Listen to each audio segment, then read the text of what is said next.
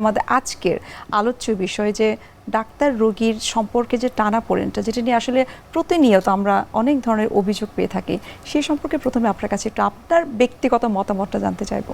স্বাধীনতার ৫৪ বছর পেরিয়ে আমাদের অর্জন অনেক, তবে অনেক ক্ষেত্রেই আমাদের কাঙ্ক্ষিত অর্জনটা আসেনি। ধারাবাহিকভাবে যে উন্নয়নমূলক ভালো কাজগুলো এগুলো নির্বিঘ্নভাবে এগোতে পারলে যতটা লক্ষ্যে পৌঁছতে আমরা পারতাম সেটা হয়নি।